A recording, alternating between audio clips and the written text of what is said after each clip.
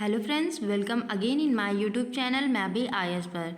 दोस्तों, आज हम पढ़ने वाले हैं एनसीईआरटी का फर्स्ट चैप्टर। ये जियोग्राफी की एनसीईआरटी है, क्लास 6 की एनसीईआरटी। एनसीईआरटी पढ़ना हमारे लिए इम्पॉर्टेंट क्यों होता है? तो जब हम स्टैंडर्ड बुक से पढ़ते हैं तो उसकी लैंग्वेज क्या होती है, बहुत ही टफ होती है, जिसको समझना हमारे लिए थोड़ा मुश्किल होता है। इसीलिए क्या करते हैं, हम पहले एनसीईआरटी पढ़ते हैं। एनसीईआरटी में वही टॉपिक आसान लैंग्वेज में दिया होता है और अच्छे अच्छे एग्जाम्पल उसमें दिए होते हैं, जिसके कारण क्या होता है, वो टॉपिक हमें अच्छे से समझ आता है। इसीलिए जब हम तैयारी प्रारंभ करते हैं तो सबसे पहले हमें एनसीईआरटी पढ़ने के लिए बोला जाता है। आपने किसी भी टॉपर्स को देखा होगा या फिर कोई भी टीचर होगा तो सबसे पहले क्या करता है, एनसीईआरटी सजेस्ट करता है। हमें सबसे पहले क्या करनी चाहिए, एनसीईआरटी पढ़नी चाहिए। तो आज हम जियोग्राफी का क्लास 6 की एनसीईआरटी का फर्स्ट चैप्टर पढ़ने वाले हैं। फर्स्ट चैप्टर कौन सा है, सौरमंडल में पृथ्वी। तो आज हम सौरमंडल के बारे में पढ़ने वाले हैं। तो सूर्यास्त के बाद आकाश को देखना कितना अच्छा लगता है। आसमान में पहले एक या दो चमकते बिंदु ही दिखते हैं, लेकिन बाद में क्या होती है, इनकी संख्या बढ़ती जाती है। आप उनकी गणना नहीं कर सकते हैं। संपूर्ण आकाश छोटी चमकदार वस्तुओं से भर जाता है, जिनमें से कुछ चमकीले होते हैं और कुछ धुंधले होते हैं। ऐसा प्रतीत होता है मानो आकाश में हीरे जड़े हों।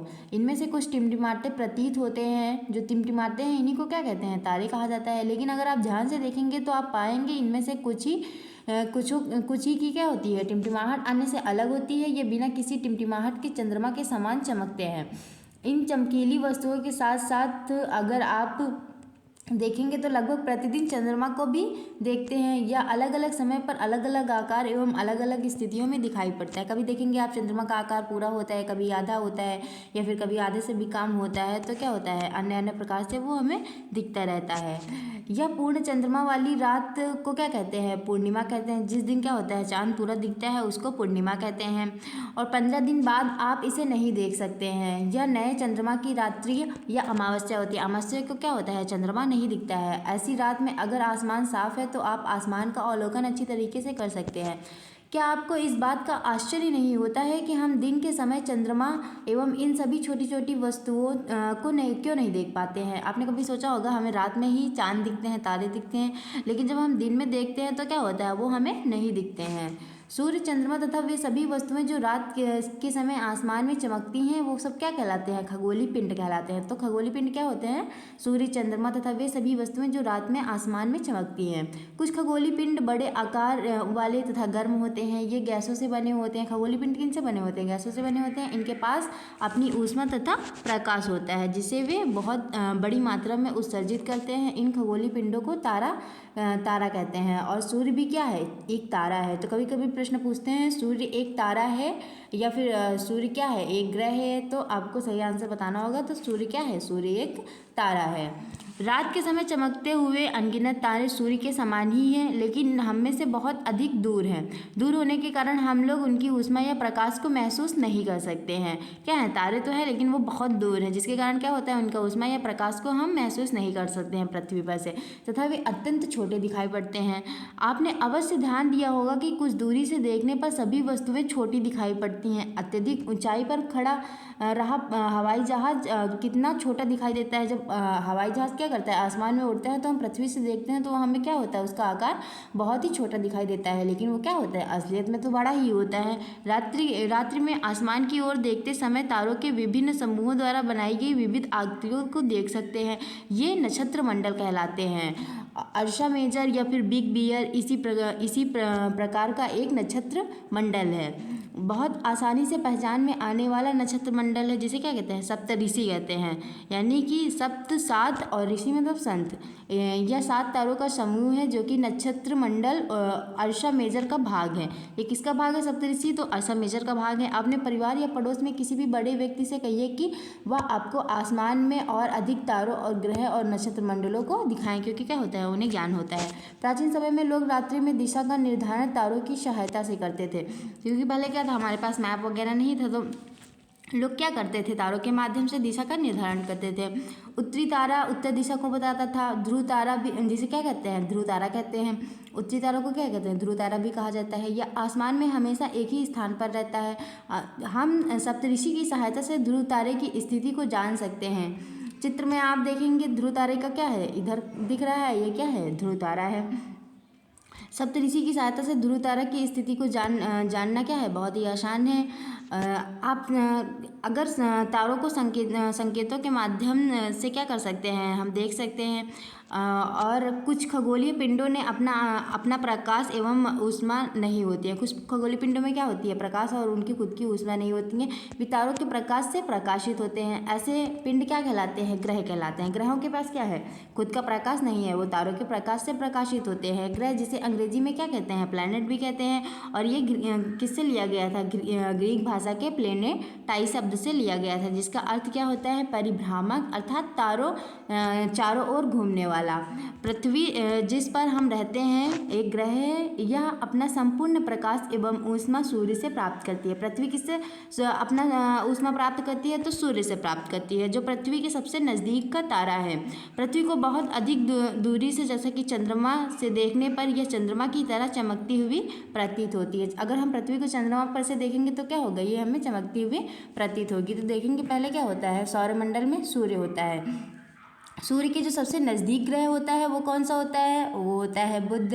बुध के बाद कौन सा ग्रह होता है, तो वो शुक्र होता है। शुक्र के बाद जो तीसरे नंबर पर ग्रह है वो कौन सा है, मंगल है। और फिर उसके बाद कौन सा ग्रह आता है, तो पृथ्वी है। उसके बाद बृहस्पति ग्रह, फिर सूर्य से बृहस्पति के बाद शनि ग्रह आता है, और शनि ग्रह के बाद क्या होता है, यूरेनस होता है। यूरेनस के बाद क्या होता है, नेपच्यून होता है। तो सौरमंडल में हमारे कितने ग्रह हैं, 8 हैं। पहले 9 थे, परंतु अब क्या है, वर्तमान में 8 हैं। तो कभी कभी प्रश्न पूछते हैं कि सूर्य के नज़दीक सबसे ग्रह कौन सा है, तो सूर्य के सबसे नज़दीक ग्रह कौन सा है, बुध ग्रह है। और आपको इनका क्रम भी याद रखना होगा कि सूर्य से बढ़ते हुए क्रम में ग्रहों का क्या क्या नाम है, क्योंकि इससे क्या होता है, प्रश्न हमारे एग्जाम में पूछते हैं, कोई भी एग्जाम ले लीजिए पूछते हैं। तो आसमान में दिखने वाला चंद्रमा क्या है, एक उपग्रह है। चंद्रमा क्या है, ग्रह नहीं, ये एक उपग्रह है। यह हमारी पृथ्वी के सहचर है। चंद्रमा क्या होता है, पृथ्वी के चारों ओर चक्कर लगाता है, ये पृथ्वी का उपग्रह है। हमारी पृथ्वी के समान 7 अन्य ग्रह हैं जो सूर्य से प्रकाश एवं ऊष्मा प्राप्त करते हैं। उनमें से कुछ के पास अपने चंद्रमा भी हैं, यानी कि उनके उपग्रह भी हैं। सौरमंडल में क्या है, 8 ग्रह हैं, उपग्रह हैं तथा अन्य खगोलीय पिंड हैं, जैसे कि क्षुद्र ग्रह एवं उल्का पिंड मिलकर क्या करते हैं, सौरमंडल का निर्माण करते हैं। और हम सौर परिवार का नाम देते हैं, जिसका मुखिया क्या होता है, सूर्य होता है। आपने देखा होगा ना, परिवार में क्या होता है, जो सबसे बड़ा होता है वही क्या होता है, परिवार का मुखिया होता है। तो सूर्य के बारे में हम देखेंगे। सूर्य सौरमंडल के केंद्र में स्थित है। सूर्य कहाँ पे है, सौरमंडल के केंद्र बिंदु में स्थित है। यह बहुत बड़ा है एवं अत्यधिक गर्म गैसों से बना हुआ है। सूर्य किससे बना है, गर्म गैसों से बना हुआ है। इसका खिंचाव बल इसमें सौरमंडल को बांधे रखता है। सूर्य सौरमंडल के लिए प्रकाश एवं ऊष्मा का एकमात्र स्रोत है, लेकिन हम इसकी अत्यधिक तेज ऊष्मा को महसूस नहीं करते हैं, क्योंकि सबसे नज़दीक का तारा होने के बावजूद यह हमसे बहुत दूर है। सूर्य पृथ्वी से लगभग 15 करोड़ किलोमीटर दूर है। तो प्रश्न कभी कभी पूछ सकते हैं कि सूर्य और पृथ्वी के बीच में दूरी कितनी है, तो 15 करोड़ किलोमीटर की है। तो ग्रह किन्हें कहते हैं, तो हमारे सौरमंडल में 8 ग्रह हैं। सूर्य से दूरी के अनुसार वे क्या हैं, उनका क्रम क्या है, आप याद रखिएगा, बुध, शुक्र, पृथ्वी, मंगल, बृहस्पति, शनि, यूरेनस एवं नेपच्यून। तो इनको याद करने का ट्रिक क्या है, my very excellent mother just served us nuts. तो आइए क्या है, याद करने का ट्रिक है, आप इससे क्या कर सकते हैं, याद कर सकते हैं। सौरमंडल के सभी 8 ग्रह एक निश्चित पथ पर सूर्य का चक्कर लगाते हैं। सभी ग्रह क्या करते हैं, सूर्य का चक्कर लगाते हैं। वे रास्ते दीर्घवृत्ताकार में फैले हुए हैं, ये कक्षा कहलाते हैं। इनको क्या कहते हैं, कक्षा कहते हैं। बुध सूर्य के सबसे नज़दीक ग्रह है। अपनी कक्षा में सूर्य के चारों ओर एक चक्कर लगाने में इसे 88 दिन का टाइम लगता है, जबकि पृथ्वी का कितना लगता है, तो पृथ्वी का 365 दिन लगता है। शुक्र को पृथ्वी का जुड़वा ग्रह माना जाता है। तो कभी कभी पूछ लेते हैं पृथ्वी का जुड़वा ग्रह कौन सा है, तो शुक्र है, आपको याद रखना होगा, क्योंकि क्या होता है, इसका आकार एवं आकृति लगभग पृथ्वी के समान ही है। अभी तक प्लूटो को भी एक ग्रह माना जाता था। पहले क्या थे, सौरमंडल में 9 ग्रह थे, जब प्लूटो भी क्या एक ग्रह के रूप में माना जाता था। परंतु अंतर्राष्ट्रीय खगोलीय संगठन ने अपनी पहली बैठक कब हुई थी, पहली बैठक अगस्त 2006 में हुई थी, और यह निर्णय लिया गया कि कुछ समय पहले खोजे गए अन्य खगोलीय पिंड तथा प्लूटो बौने ग्रह कहे जा सकते हैं, और इन्हें ग्रहों की श्रेणी से हटा दिया गया था। तो पृथ्वी को देखेंगे हम, तो सूर्य से दूरी के हिसाब से पृथ्वी क्या है, तीसरा ग्रह है। आकार में यह 5वां सबसे बड़ा ग्रह है। तो आकार के आधार पर पृथ्वी सबसे बड़ा 5वां ग्रह है। यह ध्रुवों के पास थोड़ी चपटी हुई है। पृथ्वी क्या है, ध्रुवों के पास थोड़ा चपटी हुई है। यही कारण है कि इसमें आकार को भूआब कहा जाता है। भूआब का अर्थ होता है पृथ्वी के समान आकार। जीवन के लिए अनुकूल परिस्थितियां हैं, केवल पृथ्वी पर ही पाया जाता है। तो जीवन क्या है, सभी 8 ग्रहों में से केवल पृथ्वी ऐसा ग्रह है जिस पर जीवन संभव है, क्योंकि हम पृथ्वी पर रह रहे हैं और अन्य ग्रहों पर क्या है, जीवन अभी संभव नहीं पाया गया है। पृथ्वी ना तो अत्यधिक गर्म है, ना ही अत्यधिक ठंडी है। यहाँ पानी एवं वायु उपस्थित है जो हमारे जीवन के लिए आवश्यक है। वायु में जीवन के लिए आवश्यक गैसें जैसे कि ऑक्सीजन मौजूद हैं। इन्हीं कारणों से पृथ्वी सौरमंडल का सबसे अद्भुत ग्रह है। अंतरिक्ष से देखने पर पृथ्वी नीले रंग की दिखाई देती है, क्योंकि इसकी 2/3 सतह पानी से ढकी हुई है, इसलिए इसे नीला ग्रह भी कहते हैं। अगर हम अंतरिक्ष से देखेंगे तो क्या होगा, हमें पृथ्वी नीली दिखाई पड़ती है, क्योंकि क्या है, पृथ्वी के 71% पर क्या है, पानी है, जिसमें क्या है, समुद्र है, नदियाँ हैं, जल हैं, महासागर हैं, इन सबको पाया जाता है। और 29% पर क्या होता है, लैंड है। अब देखेंगे हम चंद्रमा को। चंद्रमा, हाँ, पृथ्वी के पास केवल एक उपग्रह है जिसका नाम क्या है, चंद्रमा है। इसका व्यास पृथ्वी के व्यास का केवल 1/4 है और इतना बड़ा इसलिए प्रतीत होता है क्योंकि यह हमारे ग्रह से अन्य खगोलीय पिंडों की अपेक्षा नज़दीक है। यह हमसे लगभग 3,84,400 किलोमीटर दूर है। अब आप पृथ्वी से सूर्य एवं चंद्रमा की दूरियों की तुलना कर सकते हैं। तो सूर्य और चंद्रमा, पृथ्वी और चंद्रमा के बीच में कितनी दूरी है, तो 3,84,400 किलोमीटर है। क्या, क्योंकि याद करना ये आपके लिए इंपॉर्टेंट इसलिए हो जाता है क्योंकि ये परीक्षाओं में पूछते हैं। तो देखेंगे हम उपग्रह क्या होता है। तो एक खगोलीय पिंड जो ग्रहों के चारों ओर उसी प्रकार चक्कर लगाता है जिस प्रकार क्या है, सूर्य के चारों ओर सारे ग्रह चक्कर लगाते हैं, उन्हें ही क्या कहते हैं, उपग्रह कहते हैं। और एक हम देखेंगे फैक्ट क्या है, नील आर्मस्ट्रांग पहले ऐसे व्यक्ति थे जिन्होंने 20 जुलाई 1969 को सबसे पहले चंद्रमा की सतह पर कदम रखा था। तो सबसे पहले चंद्रमा की सतह पर किन्होंने कदम रखा था, तो नील आर्मस्ट्रांग ने रखा था 1969 में। ये भी इंपॉर्टेंट है, इसको भी याद रखिएगा। मानव निर्मित उपग्रह, तो एक कृत्रिम पिंड है, यह क्या है, एक कृत्रिम पिंड है जिसे क्या हो, मानव के द्वारा बनाया गया है। यह वैज्ञानिकों के द्वारा बनाया गया है जिसका उपयोग ब्रह्मांड के बारे में जानकारी प्राप्त करने के लिए किया जाता है एवं पृथ्वी पर संचार माध्यम के लिए भी इसका प्रयोग किया जाता है। इसे रॉकेट के द्वारा अंतरिक्ष में भेजा जाता है एवं पृथ्वी की कक्षा में स्थापित कर दिया जाता है। अंतरिक्ष में उपस्थित कुछ भारतीय उपग्रह हैं जिन्हें क्या कहते हैं, इनसेट कहते हैं, IRS और एंडोसेट इत्यादि। ये क्या है, ये भारत के द्वारा भेजे गए अंतरिक्ष में उपग्रह हैं। तो चंद्रमा पृथ्वी का एक चक्कर लगभग 27 दिन में पूरा करता है। चंद्रमा पृथ्वी का एक चक्कर कितने दिन में पूरा करता है, 27 दिन में पूरा करता है। लगभग इतने ही समय में यह अपने अक्ष पर एक चक्कर भी पूरा करता है। इसके परिणाम स्वरूप पृथ्वी से हमें चंद्रमा का केवल एक ही भाग दिखाई पड़ता है, पूरा भाग नहीं दिखाई पड़ता है। हम पृथ्वी से देखेंगे तो क्या होता है, एक ही साइड का हमको भाग दिखाई पड़ता है। चंद्रमा की परिस्थितियाँ जीवन के लिए अनुकूल नहीं है। इसकी सतह पर पर्वत, मैदान एवं गड्ढे हैं जो चंद्रमा की सतह पर छाया बनाते हैं। पूर्णिमा के दिन चंद्रमा पर इन्हीं की छाया को देखा जा सकता है। चंद्रमा पर क्या है, जीवन अभी नहीं पाया गया है। क्षुद्र ग्रह कौन से होते हैं, तो तारों, ग्रहों एवं उपग्रहों के अतिरिक्त असंख्य छोटे पिंड भी सूर्य के चारों ओर चक्कर लगाते हैं। इन्हें ही क्या कहते हैं, इन्हें ही क्षुद्र ग्रह कहते हैं। ये मंगल एवं बृहस्पति की कक्षाओं के बीच में पाए जाते हैं। जो मंगल की कक्षा होती है और बृहस्पति की कक्षा होती है, इनके बीच में जो पाए जाते हैं इन्हें क्या कहते हैं, क्षुद्र ग्रह कहते हैं। ये मंगल एवं बृहस्पति की कक्षाओं के बीच में पाए जाते हैं।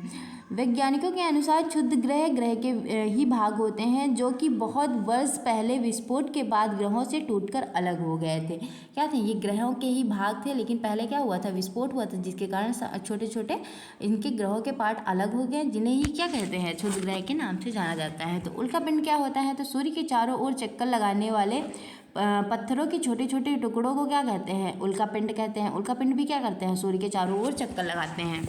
कभी कभी उल्का पिंड पृथ्वी के इतने नज़दीक आ जाते हैं कि इनकी प्रवृत्ति पृथ्वी पर गिरने की ही होती है। इस प्रक्रिया के दौरान वायु के साथ घर्षण होने के कारण ये गर्म होकर जल जाते हैं। फलस्वरूप चमकदार प्रकाश उत्पन्न होता है। कभी कभी कोई उल्का पूरी तरह से जले बिना पृथ्वी पर गिरती है, जिससे क्या होता है, धरातल में गड्ढे हो जाते हैं, क्योंकि क्या होता है, इनका आकार बड़ा बड़ा होता है। क्या आपने तारों वाले खुले आकाश में एक ओर से दूसरी ओर तक फैली चौड़ी सफ़ेद पट्टी की तरह एक चमकदार रास्ते को देखा होगा कभी ना कभी। यह लाखों तारों का समूह है। यह पट्टी, इसको क्या कहते हैं? आकाशगंगा कहते हैं। और आकाशगंगा का नाम क्या है? मिल्की वे है। हमारा सौरमंडल इस आकाशगंगा का एक भाग है। प्राचीन भारत में इसकी कल्पना आकाश में प्रकाश की एक बहती हुई नदी से करी गई थी। इस प्रकार इसका नाम आकाशगंगा पड़ा। आकाशगंगा करोड़ों तारों, बादलों तथा गैसों की एक प्रणाली है। क्या है आकाशगंगा? आकाशगंगा में ही सारे क्या हैं? तारे हैं, बादल हैं, गैसें हैं, ये सब वहीं पाए जाते हैं। तो जो मिलकर क्या बनाते हैं? आकाशगंगाएं मिलकर ब्रह्मांड का निर्माण करती हैं। ब्रह्मांड की विशालता की कल्पना करना अत्यधिक कठिन है कि ब्रह्मांड कितना बड़ा हो सकता है। वैज्ञानिक अभी भी इसके बारे में अधिक से अधिक जानकारी एकत्र करने में जुटे हुए हैं। इसके आकार के संबंध में अभी क्या है? हमें कोई भी जानकारी प्राप्त नहीं हुई है, लेकिन फिर भी हम जानते हैं कि हम सभी इसी ब्रह्मांड का हिस्सा हैं। क्या आप, इसको भी पढ़ना इंपॉर्टेंट है, क्या आप ब्रह्मांड के साथ अपना संबंध बता सकते हैं कि आपका ब्रह्मांड के साथ क्या संबंध है?